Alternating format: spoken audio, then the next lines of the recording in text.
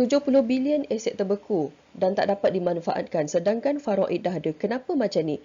Ramai orang hanya tahu faraid dah ada tapi sangat ramai tak tahu faraid tak dapat dilaksanakan sehinggalah proses mentadbir pusaka yang rumit untuk mencairkan pusaka terbeku mesti dilaksanakan dulu termasuk setelah hutang diselesaikan jika ada barulah faraid dapat dilaksanakan. Segmen P pentadbiran pusaka terbeku, segmen H pengurusan hutang pusaka jika ada, segmen F barulah baki pusaka diagihkan. Ini diagram keseluruhan proses pengurusan pusaka. Sebaik diketahui pemilik harta telah pun meninggal, asetnya akan dibekukan agar tidak diseleweng oleh pihak yang tidak berhak. Ramai yang fikir lepas meninggal nanti waris boleh urus sendiri atau lantik sahaja wakil firma. Jika lepas meninggal baru urus, semua proses mentadbir tak boleh dikecualikan. Kos mengurus jadi lebih mahal dan sangat berisiko tinggi untuk terkandas. Boleh jadi terkandas sebelum proses tuntutan belum dimulakan pun lagi. Puncanya, sama ada waris gagal beri kerjasama, waris tiada dana atau masa mentadbir, waris tiada ilmu mentadbir atau waris tiada daya upaya untuk mentadbir. Jadi bagaimana rancang harta lebih awal boleh selesaikan masalah pusaka beku?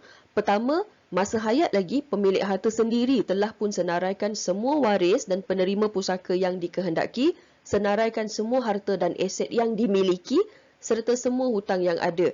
Kedua, lantik pentadbir spesialis yang ada semua sumber lengkap untuk tadbir dan urus keseluruhan pusaka dari segenap aspek pentadbiran. Dan ketiga, sebarang kos mentadbir pusaka akan ditolak dari pusaka itu sendiri tanpa membabitkan pihak waris. Kombinasi tindakan pemilik harta rancang masa hayat dan lantik pentadbir spesialis syarikat amanah menyebabkan banyak proses awal pentadbiran dikecualikan, menyebabkan pengurusan pusaka jadi ringkas, lebih cepat dan kos pengurusan dapat direndahkan. Selain elak masalah pusaka beku, hasrat agih pusaka tak mahu ikut faraid dan tak boleh ditentang atau dicabar, hanya boleh dicapai jika rancang masa hidup ketika faraid belum lagi berkuat kuasa, iaitu ketika waris belum lagi ada hak untuk boleh menentang hasrat pemilik harta. Kenapa ada kebenaran syarak boleh agih pusaka tak ikut faraid?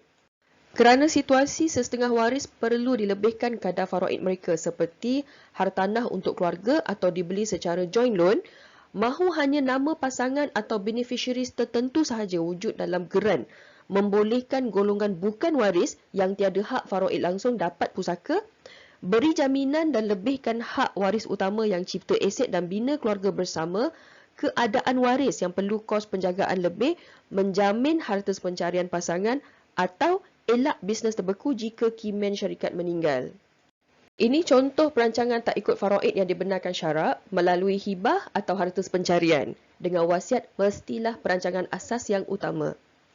Maka usaha bertangguh dari merancang pusaka, khidmat nasihat secara custom made akan diberikan untuk mudah pemilik harta pilih sendiri pakej rancang harta keluarga paling ideal atau setidaknya perancangan paling asas untuk elak pusaka terbeku agar boleh beri manfaat kepada diri sendiri dalam bentuk amal dan jariah serta beri manfaat pada keluarga.